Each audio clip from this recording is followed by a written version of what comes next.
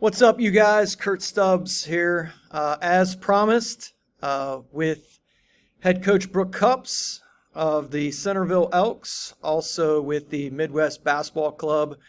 Coach, I know it's been a busy last few days. Glad to see you made it back safely from the South. Yeah, thanks for having me. It was a fun time down there. Got to play some good teams, and happy to be back home though. Yeah, so I mean, it was obviously a pretty successful trip down there. 6 games up, 6 wins. Playing with Midwest Basketball Club on the Adidas. What is that? 3SSB. Yeah, we played some great teams. The 3SSB circuit's a really good one, and I think there's only 30 teams in the country. So we played some great competition. Won some close games, but it was fun. We got a good group of kids that share the ball, play hard, are unselfish. So Yeah, and you guys played 6 games down there, and if these scores were accurate, you won all 6 games by 8 points or less. that sounds about right. I mean, we talked about it. It's so hard to extend leads down there because, I mean, if you let up at all, if you just have a couple bad possessions, it's an 8-0 run in a hurry against those teams. And, we were fortunate enough to grind a couple out. We played well. I thought we played really well a couple of times. And then the others, I just thought we played okay. But we've got good, tough, smart kids that, know how to win those close games and get stops and make the plays when you need them made. You were probably feeling right at home with games like that, going back to your Graham days. Yeah, it's not bad. That makes it fun. Yeah, so you guys are playing the 17U circuit, but your son Gabe and Reed Shepard are both would be 2023s playing up on that team, two of the more noteworthy guys on the team. And you guys had quite the following. I know Friday night the whole UK staff was there for Reed. Yeah, with Reed, both of his parents kind of being Kentucky legends in terms of their playing days there. His kind of the buzz around Reed's recruitment in Kentucky has been, definitely charged. Louisville offered him pretty early in June, and so all the UK faithful were wondering when it was going to happen, when it was going to happen for the Blues. So they were, I think their staff was just waiting to see him. I think it was more of just a confirmation more than it was anything. I mean, he's a heck of a player. So I was excited for Reed to get that offer and to kind of, move it to his plate where now he can kind of weigh everything out and see what's best for him. Yeah, Coach Cupps is referring to Jeff Shepard, who played, I believe, from about 93 to 98 at UK. His mom was Stacy Reed, who played at UK as well. Jeff Shepard was probably one of the best one-foot jumpers I've ever seen. He was a great one-foot jumper, even though he played for UK, because I was a big Arkansas fan growing up, and UK just didn't sit right with me. But Jeff was a great player. But now for your other guys, like, including your son who has, Ohio State, Indiana, UD, Xavier, that had to be a big deal to get to showcase what they can do. I mean, obviously Gabe's been playing in front of big time crowds and playing in elite competition for a long time, but that had to be pretty exciting as well. Yeah, it was fun. I mean, I think when you want to compete at a high level, that competition is exciting to you rather than scary. You look forward to kind of testing yourself, seeing where you are, and then going back and working and trying to get better. So it's feedback more than it's anything else. I think when you approach that competition the right way, and I know that's the way Gabe was looking at it and was looking forward to it. And I think that's how all of our guys approached it. I was really happy with the way our guys kind of went in and just went about their business and just they stayed true to what we talk about. Didn't get sucked into like the AAU drama and some of that stuff. Our guys kept sharing the ball and kept playing the way we try to we try to have them play. So I thought it was really good. What was the main reason behind the switch to Midwest Basketball Club? I mean, the way everything went down is, I guess it was last year. Yeah, last year, the COVID year, Reed and Gabe played on. They played for Indy Heat's 15U team, Mm-hmm. and that season kind of ended like early, and so we had some time after that. I think we had the whole month of July, and so Jeff and I just we just put a group together to just kind of go play. It had a couple of these guys that are on the team, the Midwest team, but we called ourselves the Leftovers. We had just plain blue jerseys, looked like a bunch of scrubs. And we just went to several tournaments throughout July, and we really never lost. Like because we moved the ball. We had guys that were pretty good, but nobody really knew we were real good. And so we ran through some tournaments and had some fun. And then as that finished up, we had a little bit of an opportunity with Adidas. I really just called Adidas because they had just offered to sponsor our high school team and make Centerville like an elite Adidas team. And we had kind of worked through that. And I was really just calling for advice and what I could do, because Jeff and I had talked about, maybe we knew Reed and Gabe wanted to play together. I mean, they're really close. And so just trying to figure out what the best situation for them would be, because, I mean, as you know, finding the right AAU stuff is hard. Like, it's hard to find situations where, they're in a good position to play and they're getting coached and they're being held accountable and they got teammates that, that care about the right stuff. And so we were just looking for trying to create that opportunity for them. And that's kind of what led us to Midwest, Midwest had they had a gold and silver level to their program, but didn't have the 3SSB. So went back and forth with a couple different things, but ended up being able to just add a 3SSB program 15, 16, and 17 to that Midwest. So, Greg Darbyshire and Tim Sutherland and, some of the people down, Andrew Martin, have been great to help us get all that stuff organized. And it's been great. It's gone well, and we've enjoyed the opportunity. And, I think it's allowed. Southwest Ohio's got some really good basketball.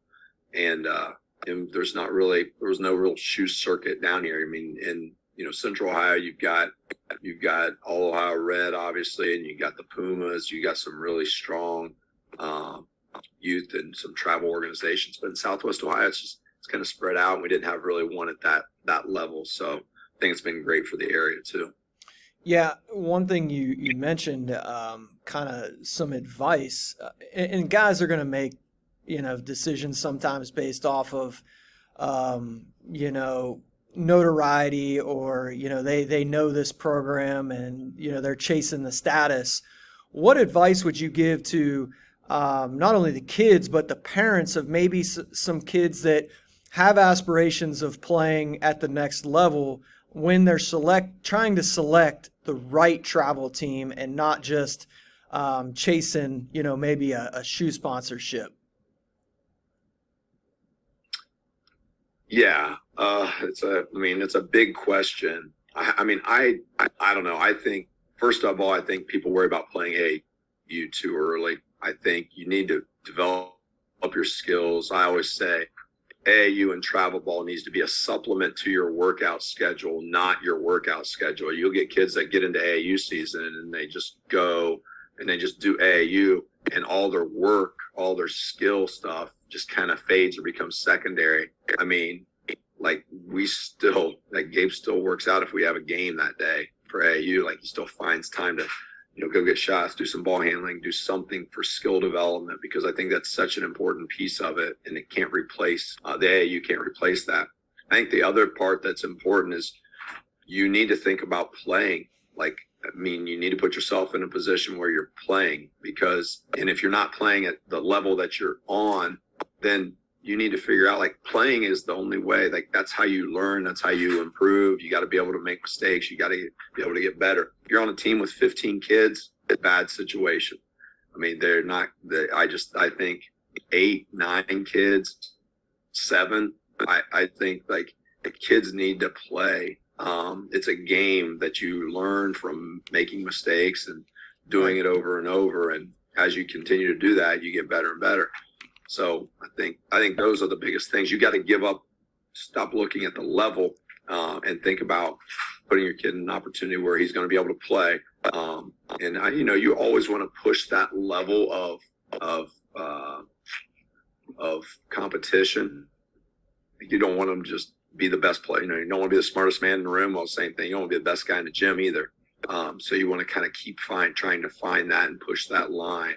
And then the other thing is, I think you need to make sure they're being coached, like held accountable, not allowed to get away with doing stuff that's, bad body language. That stuff drives me nuts. And, watching one-on-one for 3 months of the year, 4 guys watching one guy play one-on-one makes me want to throw up. So I try to get out of those situations as much as I can and try to teach them to play the game the right way. And, as far as college goes, I think you just got to trust the process. And, that's not the goal. I think I hear everybody say, this is getting into my values and stuff now a little bit, but I hear everybody say, like, it's all about the scholarship. It's all about getting college paid for. I do not think that's the case. That has never been my approach to it. If that happens, that's great. The whole point of it is to improve the person. Like, that's why you're challenging yourself. You're pushing your limits, yourself as a person. Like, that's what you're doing. Sometimes that'll result in a college scholarship. Sometimes it doesn't. I don't think a Division I player and a Division III player benefited any more or less from the experience of competing in basketball. If you ask them 30 years down the road, like, that benefit is going to be pretty similar. Yeah, I love that. You see that a lot now. And when you're talking about chasing the scholarship, it takes the mentality from us to I and me. And you're so solely focused on yourself that you forget the main reason behind what you're doing. So I really appreciate you saying that. Now, you're talking about your core values, and the last time we talked, we're still trying to figure it out. You were trying to figure out Moeller. You were trying to figure out, how to overcome that last hurdle. Gabe, I don't even think had played a high school game yet. So just to kind of rewind, that 2018-2019 season, you guys 22-6, you lose in a regional final to Moeller. And then 2020, which was the crazy year, you guys did get to finish the season. You were one of the teams that got to finish the season there in I believe the regional semis. You lost to Moeller in the COVID year. I think that's when the season ended. So, you guys were 11-11 in the regular season that year at Centerville, but, a lot of young pieces. And then you make a good run there in the tournament. What did you guys learn, with Tom and Rich and Gabe being so young, playing such stiff competition? What did you guys learn from that season that kind of catapulted you into this past winter? Well, I think we learned that we had some guys that were willing to go for it, even as freshmen and sophomores. Like, we had some guys that weren't scared of the moment and were willing to go after it, which I think played a big part in our season last year. Regardless of who they're playing, regardless of the stage, they weren't scared of it. And then the other thing I think we realized is, like, we're really not that far away from where we want to be. Like, we got to keep up, and we got to stay true to the process. We got to just stay loyal and faithful to the work that we've done and the way we do things, and trust that that's going to make us as good as we can be. Whether that gets us a state championship, we didn't know, but I think I think we knew we were on the right track in terms of just doing things the way we do them, that it was good basketball. We were growing good people, and we were trying to help kids move forward in life. And so, I think more than anything, I thought that year, that's happened to us several times where we've been 500 during the season, and we get some stuff figured out as the season goes on. Like, I'm not chasing wins as a coach. Like, that's not, I have no idea how many, every year I have to look it up when I join the Coaches Association. I have no idea how many wins I have. I have no problem losing games. Sometimes I'm pretty good at it, but if it like, that's what needs to happen. Like, I'm willing to make those sacrifices throughout the season in order to get to a point where we're better at the end of the season. And, that's the goal. Is our baseball team, Jason White, they have a great saying that I love. They just say best game last. Like, that's what their focus is. Just play your best game last. And that's kind of how we approach it. We want to be our best at the end of the season. And I think the way we play lends itself to that, motion and our switching stuff and that stuff. You get better and better as you do it as the year goes on.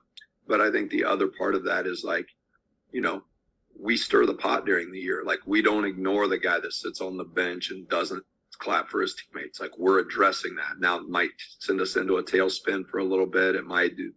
We're sitting the guy that, is walking out of the huddle as he, instead of being engaged. Like, that stuff is getting addressed. And so we have no problem rocking the boat as the season goes on, knowing that in the end, that's going to make us as good as we can be. And how good that is, we don't know, but it's going to make us as good as we can be.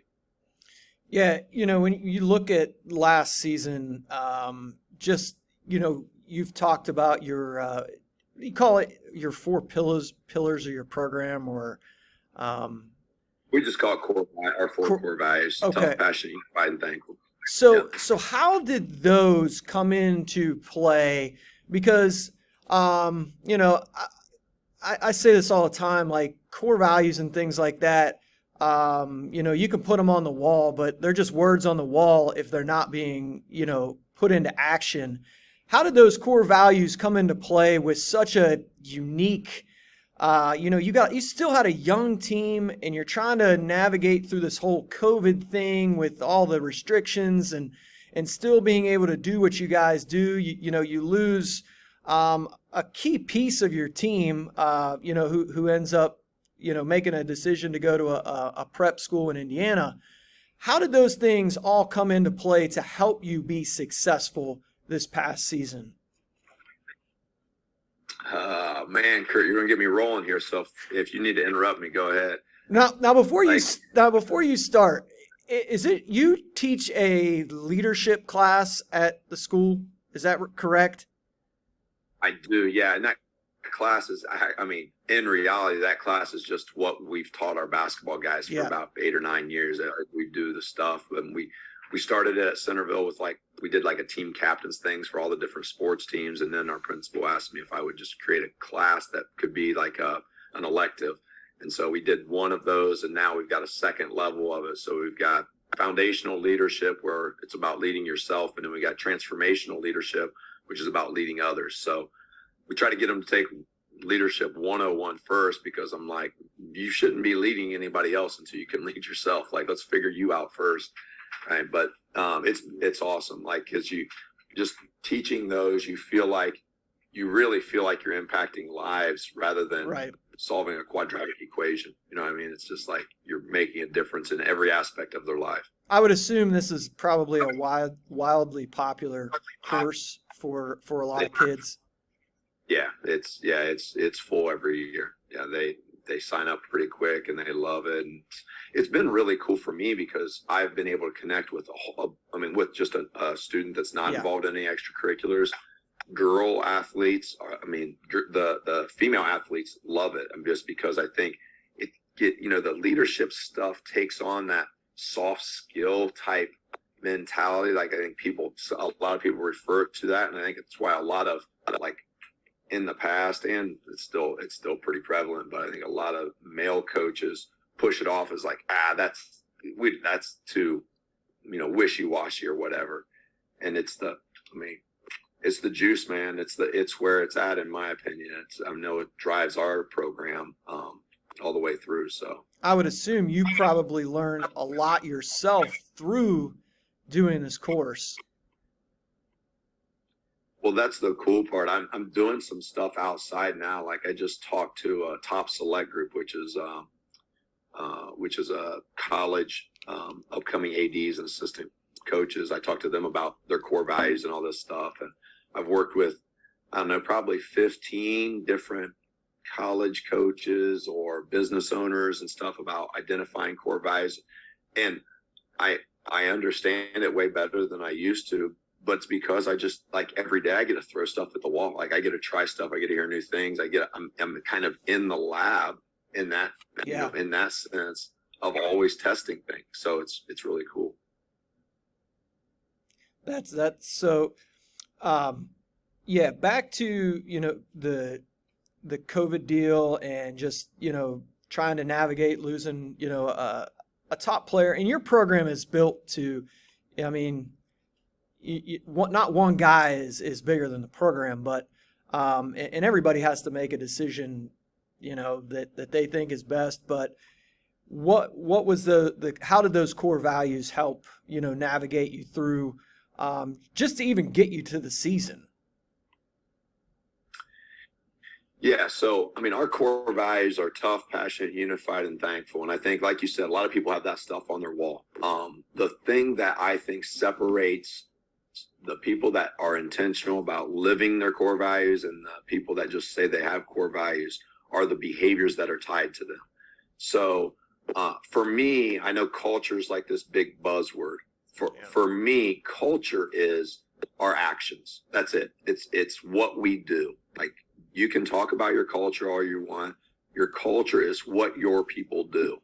Now, how they come into work, how they come to practice, how they ride the bus, how they get off the bus, how they treat the janitor, it's their actions over and over. So the behaviors are the way we live out our culture and our core values. So for us, tough is positive body language. Now, tough could mean something different to anybody else. That's fine.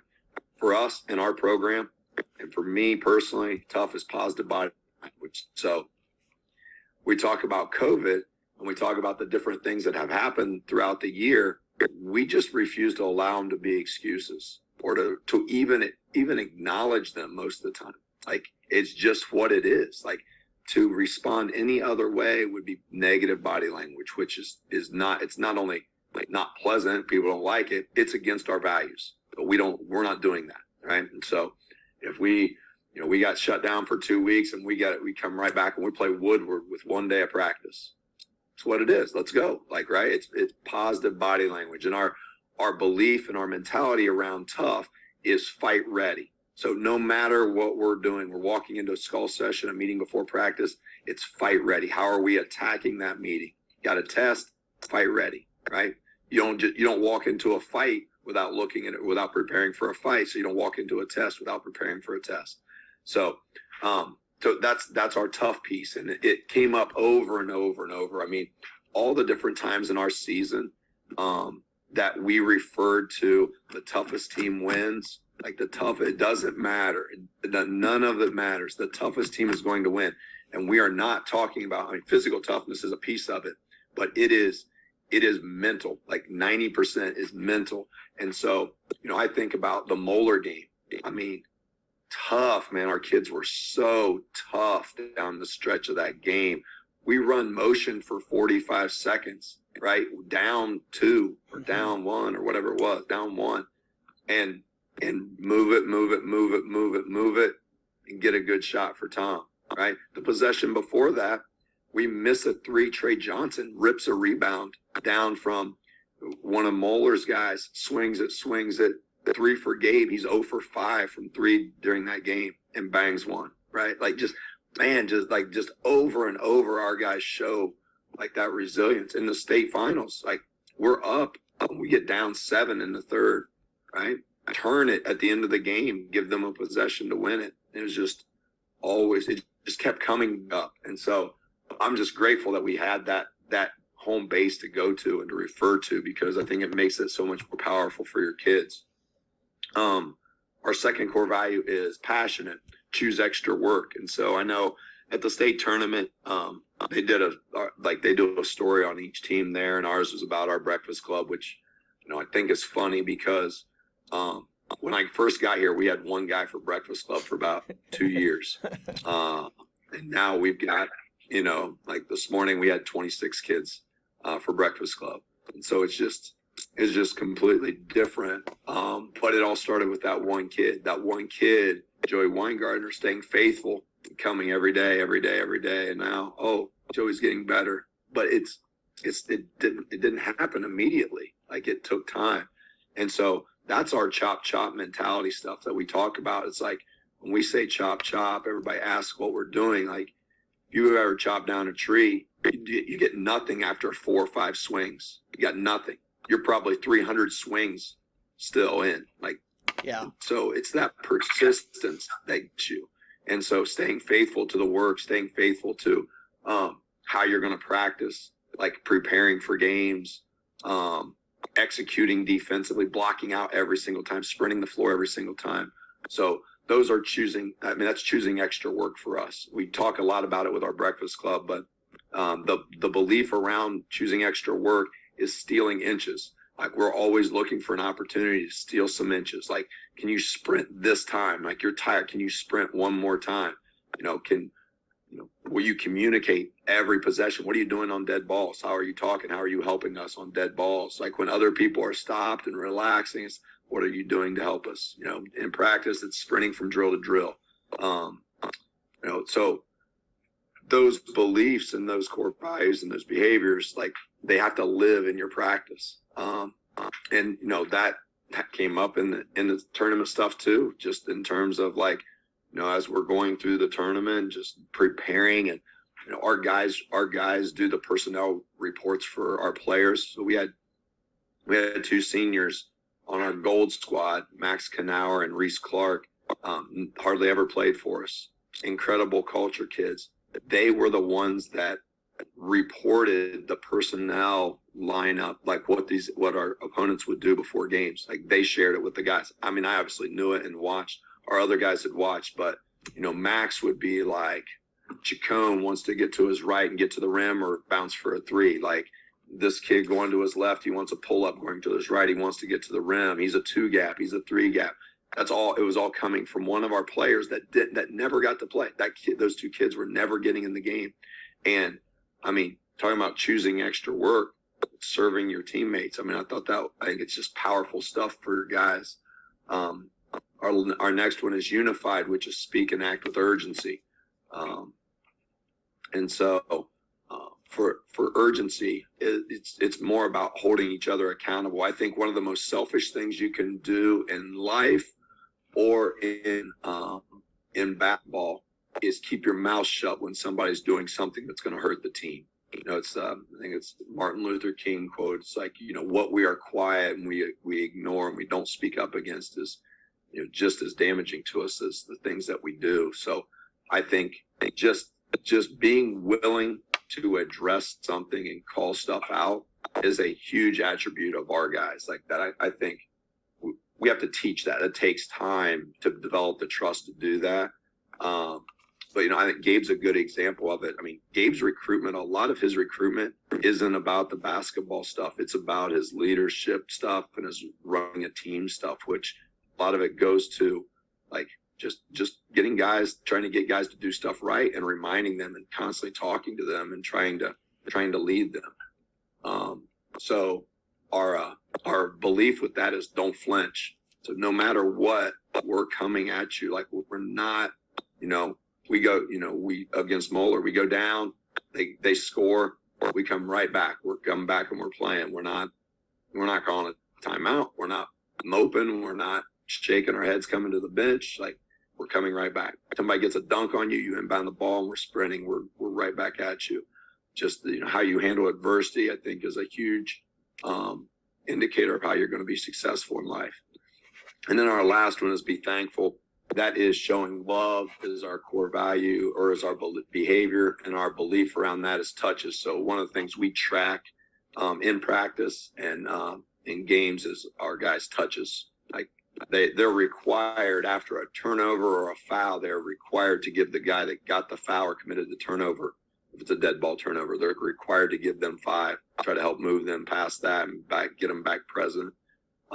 But we also watch the bench. Obviously, in practice we chart received 5s and and given 5s, because you'll give them guys that are mad, and they're not going to be a big enough jerk to just not give you 5, but they will never seek anybody out to try to lift anybody up. Yeah. So we try to differentiate between those two things, and I caught some flack on that with COVID. I just said we can't. That we're doing. We'll use hand sanitizer between every play if we have to, but that's a non-negotiable in our program. So those are our values, and they come up all the time, and we've tried to embed them in our practice, so in our games. So we'll refer to things like, if a guy doesn't sprint back on defense, that's not a lazy thing for us. That's a selfish thing, or that's a violation of being unified, right? And so we try to say it like that and use that terminology all the time. So then they're connecting, not cutting hard off a screen, right? That's not unified. It's selfish, because you're not opening up. Just because you're not going to get the ball, now you're not going to cut hard, which would open things up for somebody else, right? So I think using that different terminology helps guys connect it to what it really is, or at least how we like to talk about it. Yeah, I mean, you said a lot of amazing stuff here, but a couple of things that jumped out at me when you were talking about being passionate, and the Breakfast Club started with one guy, and today there's 20 up to 26 guys now. And one thing that society sets people up for, and this is something that you really have to be intentional about, because everything is supposed to be easy, everything is supposed to happen fast and quick, and if it doesn't, then it's not worth it. Let's go jump to something else.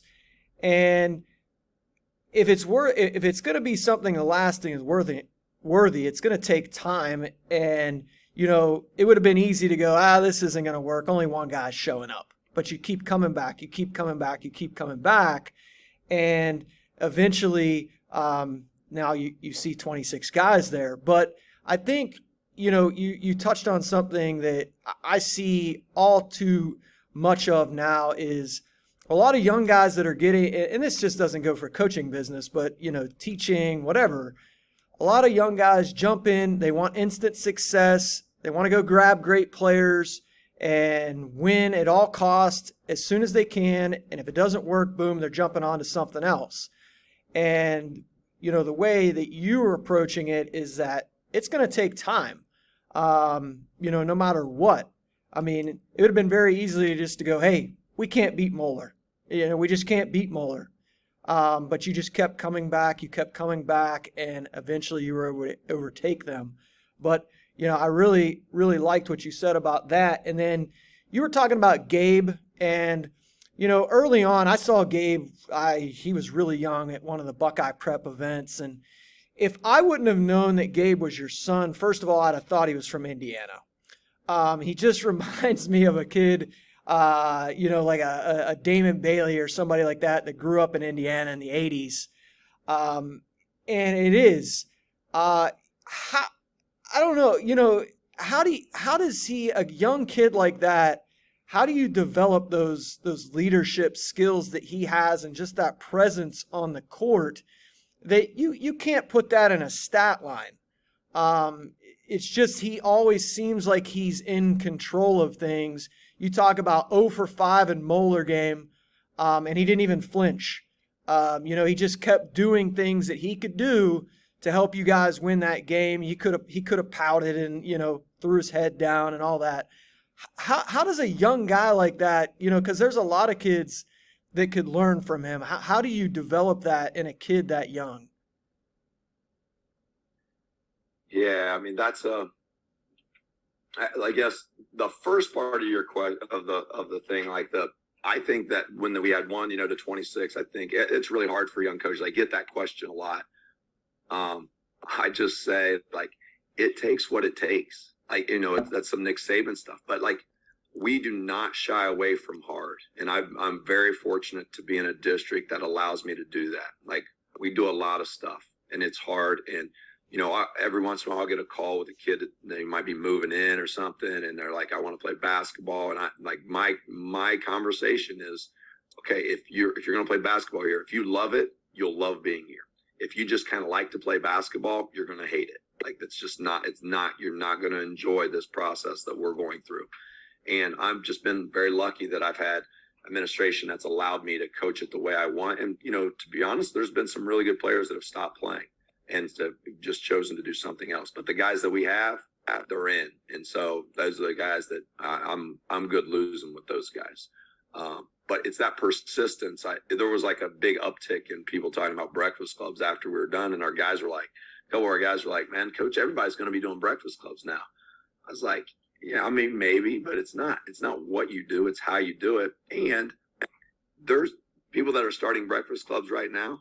We're stacking 9 years of breakfast clubs. Like, we're stacking that stuff up for 9 years. Like, our guys, like, how many years Gabe's been in breakfast club? Like, that's, or Tom or Rich, like, those guys have been in breakfast clubs for years now. So, like, we're all right. We're gonna stay on it. The stuff with Gabe, I appreciate that, by the way. We do get the Indiana, looks like an Indiana kid.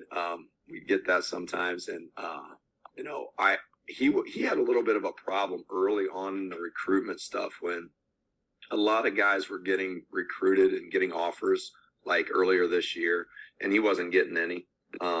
And we talked about it just because he said it was a concern. It wasn't a concern for me. It's never been about trying to get a scholarship. It's just trying to improve and be the best version you can of yourself. And so, I think one of the things that gets them in the way of kids more than anything is comparison with other people and like success. So, it's just one of the things we did early on with Gabe. And, Gabe is way farther along in this process because of his time with Chips. He actually went through this when he was in 7th grade, instead of as a freshman or sophomore in college or in high school, because in 7th, 8th grade, there was so much talk around the blue chips. He got a bunch of hate and a bunch of stuff that was really challenging for him because he felt like since he was on the blue chips, anytime he played, he had to be the best guy. Because he played with Bronny, so anytime he played, if he didn't score, he was devastated. If he had 2 turnovers, he was devastated, and so he really fought that early on. And one of the things we did with Gabe is exactly what we teach in our leadership class. Like, I had him figure out his core values and a purpose statement. And so his core values, I'm gonna forget him now, that he's joyful, creative, devoted, and selfless. So those are the 4 core values he came up with. We talked about him. We had him brainstorm who do you want to be, who do you admire, and why, and what attributes do people have that you really like. And so we did that, and that, like, he wears wrist tape, and that was one of the first things we did. I just had him write those on his wrist, just like as a reminder of what he's playing for and what he's judging himself on. And then after the games, the conversation, I wasn't perfect at this. Sometimes I'd be like, dude, you got to guard somebody, or, I would go straight basketball coach mode. But for the most part, I tried to just say, okay, were you selfless? Were you devoted? Were you full? I tried to just go through his core values and help him to understand, like, his evaluation of himself needed to be internal, not external. It needed to be not that he score more than this guy or that guy, but like, can you live with yourself? Are you happy with who you were and how you competed? And that's where you need to decide what's what.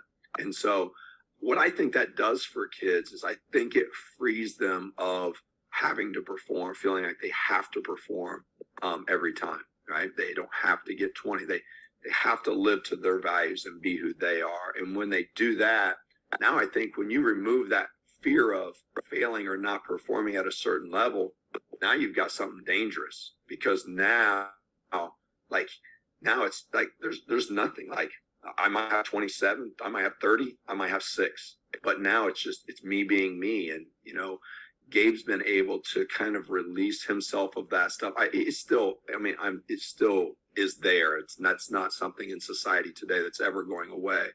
But I think now Gabe's focus is entirely, like, it's all about his team winning. And that's kind of how it's been interesting. Like, his recruiting has kind of gone that route. Like, the coaches that have talked to me or talked to him, it's more about, like, you just win. Like, you find ways for your team to win. You help other guys win. And I think that's kind of reinforced the message we've been sending him. But I don't know. I mean, it's hard. It's hard. Like, it's tough in society. The way, I mean, you look at the highlights, you look at ESPN, all that stuff glorifies. It glorifies bad shots. It glorifies athleticism. It glorifies a bunch of things that we're saying that's not important.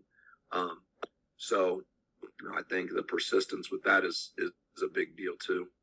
Does he have a particular player that he tries to, just, I'm sure he takes stuff from a lot of guys, but is there somebody that he studies their game quite a bit?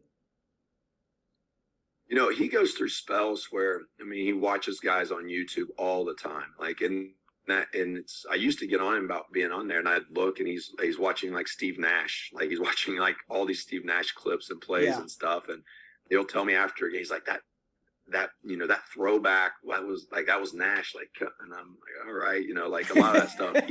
He loves looking up all that stuff and trying to, but he kind of cycles through different guys. Like, Nash was a big one for a while. He watched Kawhi a lot early on, just defensively, on how he kept his space with guys. It just kind of, he loves Kobe's mindset. He's watched everything on Jordan.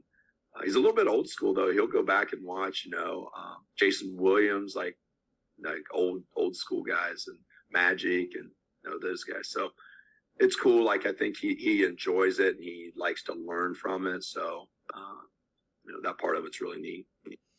So he's obviously one of the key pieces to you guys winning it all this year in a very bizarre year. And the cool thing was, you guys finished 26-3. You ended the year on a 16-game winning streak. But the cool thing was you got to do it at Dayton. Even though, it was limited as far as people being let in to UD Arena. It was still, especially when you guys played, Mentor and Westerville Central, two fantastic teams. It was still a pretty cool scene. Regardless, I mean, obviously it would have been unbelievable to have a packed house there with you guys winning it in your own backyard. But was it what you thought it was going to be? When that clock, because the game against Central, it went all the way. There was no, early celebration. Was it what you thought it was going to be when the clock hit 0? I guess I'd never really thought about what it would be. I think it was definitely, I think most coaches would tell you this. It's really cool to see your kids pour so much into, like, the group and kind of release their personal achievements for the team. That was cool. That was cool. I don't know that. I mean, I don't know that it has to be a state championship, to experience that. But for it to be a state championship and experience that was pretty awesome. And I thought that championship game, I thought it was the resilience our kids showed in that game. I thought was really what we try to make the kind of the hallmark of our program, just the relentless toughness part of it. We turn it. Now we got to get a defensive stop. And when our guys came to the huddle, like, our the goal each year before our season starts, we go out and we set a goal on a retreat. We also chop down a tree as part of our retreat, but our goal was to attack every opportunity with purpose. So, that was that group's goal. And so they had done a great job of that throughout the season. We didn't have, we didn't have like a Tuesday night letdown. We didn't like, we had a couple early in the year, but after that, those guys were locked in, and every opportunity, every practice, they were coming. And so that's all we said in the huddle. We said, switch everything, active on the ball, attack the opportunity. And so we sent them back out and, got a stop, or kid missed a shot, I guess, depending on which side of the ball you're on. It was cool. Being at UD was neat for me. And I had always been at UD a lot of times watching that district game, those Saturday district games and things like that. And just, it was really, as that tournament went on, the fans grew more and more. So that was the first time those kids had really played in front of good crowds. And so, it was neat to have all those people there and have a student section. That was pretty exciting. And it was cool. Yeah. I mean, you guys, you look at some of the early losses, you lose at Moeller, you lose a 1-point game at Miamisburg, which you were able to avenge that loss. Obviously avenged the Moeller loss, and then you lose to Division II state champs St. Vincent St. Mary's, who was a whale of a team. But to me, and you correct me if I'm wrong here, but I feel like things really started to take a turn on February 12th and 13th. You win at Wayne, and then you go on the road the very next night and get a win at a place that not many people get a win at. You travel up to St. Ed's, and you beat St. Ed's up at St. Ed's. I feel like that back-to-back there was kind of a turning point of, not that your season was, going south, but I just feel like that was the point where you guys started to put it together. Yeah, I would agree with that. I thought the Miamisburg loss was a catalyst in getting us to look at ourselves and begin really, really committing to doing things right all the time, understanding that everybody can beat you. What we tell our guys is like, we're not very good when we're doing our own thing. Like, none of us are. Not like our personnel is not good at that. But when we're together and we're doing stuff the right way and our way, we're pretty good, and we feel like we can compete with everybody. Like, it doesn't matter who you are, we can compete with you. And so I thought that started to kind of form, that mentality started to kind of form after that Miamisburg game. And then we lost to St. V's after that. And that was just a great game. They were really good. We were right in the game, turned a couple times in the fourth, and they just beat us. But I thought it was two really good teams playing. And then the weekend where we won at Wayne and then at St. Ed's, going into the season, some of my coaches were like, dude, why would you schedule Ed's at Ed's right after we play at Wayne? I'm like, why not? Like, let's go. Fight ready, right? So our guys went up to Ed's and were just locked in. And the Wayne game was a grinder. Like, it was, which, we figured it would be with those guys. And I think we hit a shot. Gabe hit a shot like under a minute to give us the lead to kind of win it. But it was close. And then to turn right back around, we went up there. Our guys jumped right in. We were ready to go. What that told me was, we got a chance. Like, this group's better than I thought they were. I thought that kind of developed as the season went on. I was like, I don't know how good we can be this year. When we did that, I was like, okay, we got a shot, because that game went back and forth too. And, they're not just laying down ever, no matter where they are, but at their place. I thought our guys played exceptionally well. And it just kind of, I had the team at Graham in 2008 that went to the Final Four, and you could feel that momentum building with that team. And I really thought we were as good as any of the teams in the Final Four. We missed some good shots in the Final Four game, but we were right there. And you could feel that same thing with this group. Like following year, Graham, when we had all those guys back, we were undefeated all year. When we got to the tournament, though, it was not the same feeling. Like we just weren't trending up. It's like, I don't know how to explain it. You can just kind of feel it. But with this group, as we're moving through the tournament, like Mason or Beaver Creek in the sectional final, then Mason in the district final, like we're playing really, really well in those games.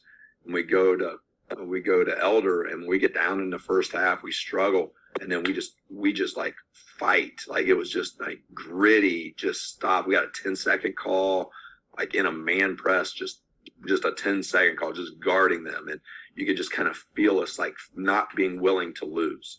And I thought that just kind of momentum just kind of kept rolling for us. Yeah, I mean, it was like a who's who of Southwest Ohio. You're beating Mason, or you beat Beaver Creek, you beat Mason, you beat Elder, you beat Moeller, and then you beat Mentor, who's been a powerhouse in Northeast Ohio, who was, I believe, undefeated. And then Westerville Central, who was a really, really tough senior-led team with great, tough, gritty guards. But, when you look at your team, you have, like, the perfect ingredients. We talked about Gabe, but you have, like, Tom House is, to me, he's like that guy. He's got, like, some swag. He's like a big shot taker.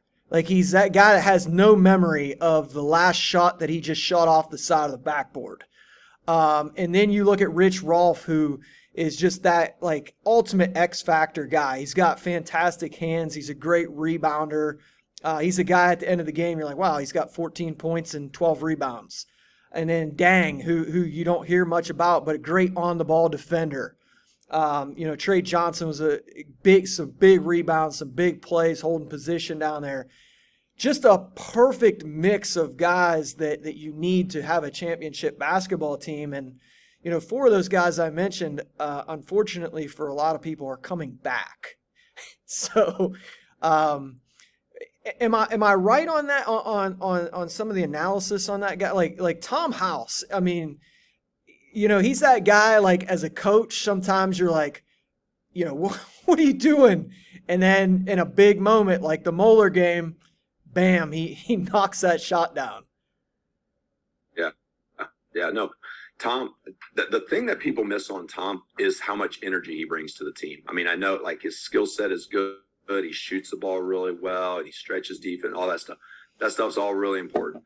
But when you're talking about, like, a daily contribution to a team, Tom brings positive energy over and over and over.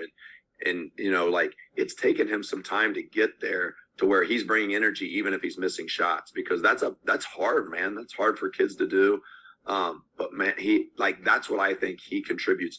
And he's one of those guys, you asked me early on when we lost to Moeller, the things that we learned about ourselves. That's one of the things we learned. Tom is not scared of the moment. Gabe and Rich, those guys, they're not scared of the moment. They're going to come and they're going to play. And I think Keble was another one. But losing him, we still had guys that, like, it didn't matter who we were playing. Like, to those guys, Moeller's just Moeller. It's not like they're another team. And that's how you have to look at matchups in games like that. When you start getting, enamored with an opponent, then that's when they kind of get your number. Those guys don't have that. It doesn't matter who it's against. And so, you're spot on. I mean, we do have that's why we were so successful. I mean, it's not me. It's because we got a really good guy that can shoot it and brings energy. He's 6'5". We got a 6'7" guy that can put it on the floor and shot 37% from 3 and averaged 10.5 rebounds a game. And we had a 6'7" senior that just did his job without any complaint, rebounded, screened, ran the floor.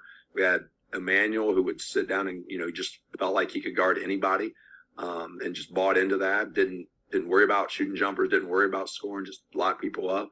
One of the comments I made to our guys after the season was like, you watch teams as they go through the year, and as the tournament gets deeper and deeper, you'll watch a game and somebody will take a shot and you'll be like, I don't know why he shot that. You know what I mean? Like, I don't know. We never had that. Like our guys that were like, I don't know why he shot that. They didn't shoot it. Dude, they passed it. They screened. They rebounded. Like they didn't shoot it. And that is not me. That's the unselfishness of our guys and understanding and trying to do what is best for the group and not what would get them on highlights or in the paper or whatever you want to say. Yeah, I always say, especially at the high level, like Division One, when you're talking about elite teams, it's such a grind. The further you go in the tournament, like, you look at your Elder, your Moeller, and, Mentor game, you guys had a little bit of a gap, most of the night there, but the Westerville Central game, it's like every possession, execution, defensively and offensively, it's like every possession matters. And you can say that for every game, but when the stakes are that high, that's intense. That's a lot of intensity and pressure to be playing under, and you guys are prepared for that, and that's just what's always amazed me about the tournament, especially the further you go. In Division One, it's going to be a lot of those 1-2 possession games. Yeah, I agree. And I think one of the challenges is as you go through the year, you've got to prepare like that.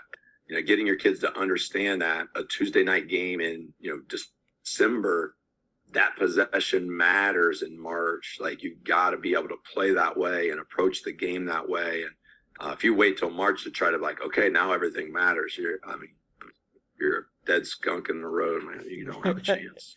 Well, let's I want to end with this. You guys, and I know this isn't the approach that you're going to have, but you look at you're coming back into the 2021-22 season, which is very strange to say. It doesn't seem like we should be in that year, but you're looking to do something that not a lot of people have been able to do. You Elder in 73-74, McKinley 05-06, and then Moeller recently in 18-19.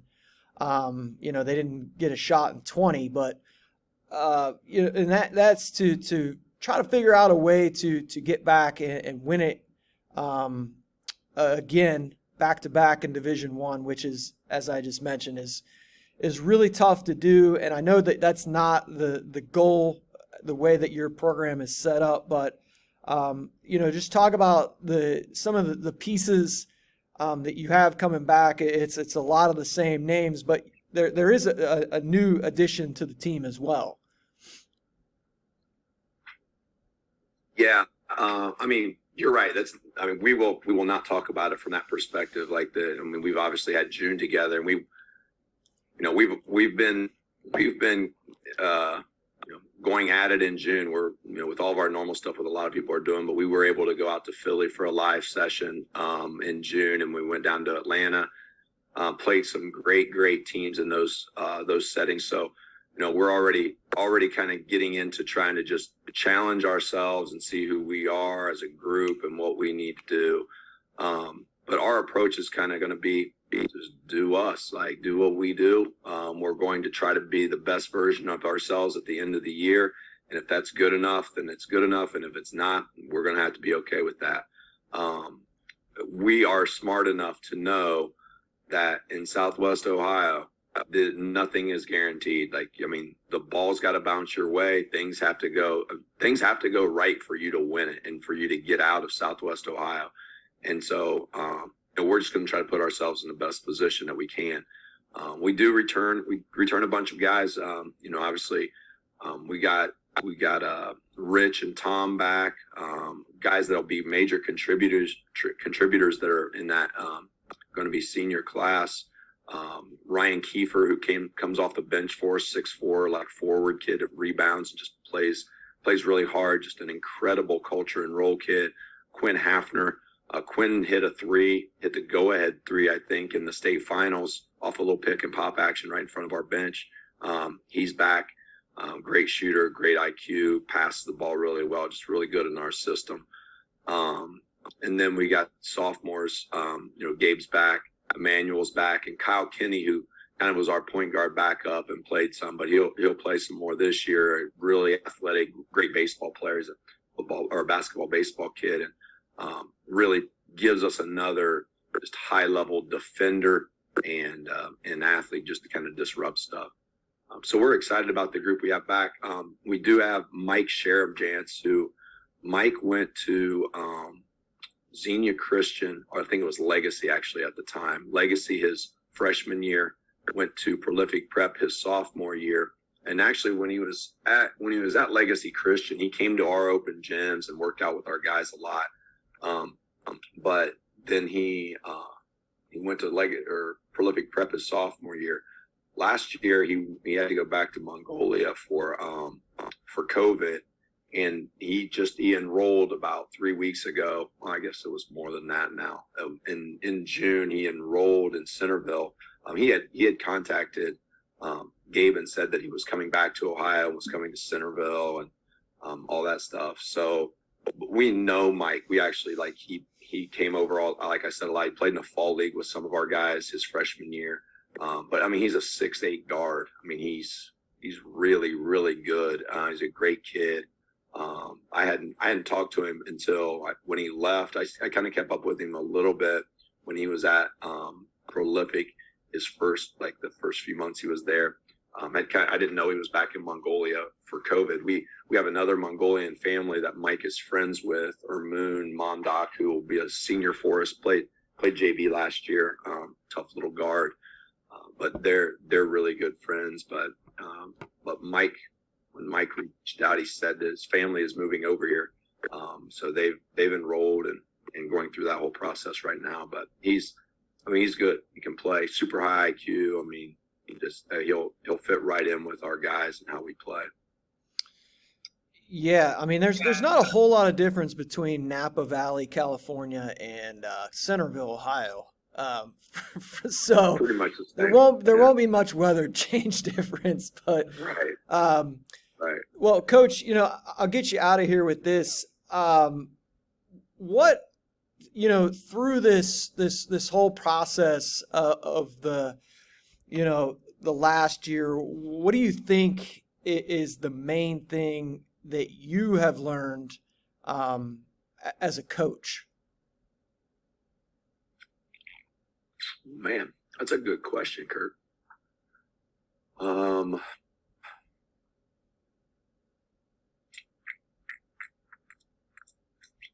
I think what I would say is that I think it's important to go for it. I use that phrase a lot with our guys, and I think the same as in coaching. I'm really glad I didn't take the approach of I don't know if we can win a state championship at Centerville. I'm glad I didn't do that. I'm glad I know if we're playing basketball in Ohio, then we're trying to win the state championship. That's what we're doing. That's not our goal. Our goal is to maximize our personnel and our people. But if we're running the race, run it to win, right? And so, I think that mentality, helps you prepare differently, think about things differently. And I think it helps your kids dream. I think, I don't know, there's a lot of limiting factors out there right now that tell people what they can and can't do. And I think one of the most important motivating factors that gets lost in all this other science and everything is just kids dreaming and hoping and wishing for stuff and then working towards it and trying and going for it and failing and going for it again. And we got beat by Moeller 4 out of 5 years in the regionals. Gabe was on the bench for every one of those. Yeah. And so it's I think back to that stuff and I think it's really important how the kids that you have around you, that mentality that you kind of help instill in them. And we had problems this year too. It wasn't it was a problem for a year with our, you got parents, you got kids that aren't happy with stuff. And, just find out what you believe in, stick to your values and, encourage people to go for it. That's good. That's good. Now, just to kind of let people know, before we jumped on here, to, coming off a big trip to Birmingham. Gabe had mentioned to you that he's going to Kings Island today. So, being still being a kid, winning state championships, being recruited by great schools and Breakfast Club, taking that time to still be a kid, just the same as any other kid. So I love to hear that. Yeah, no, that's good. He does a really good job of prioritizing things. So he got up we got back from Birmingham about midnight. He was up at 6:30 to go do his Breakfast Club and work out, going to Kings Island. Joyful is one of his core values. So you want to make sure that you're honoring that. He's not the same player when he's not being joyful and enjoying life and what he's doing. So I'm sure he'll probably get another work. Well, Coach, I really appreciate you jumping on here today, and maybe we'll be talking again this time next year. I hope so, Kurt. Thanks a lot. I appreciate the time and you thinking of me. All right. Thanks, Coach. Thank you.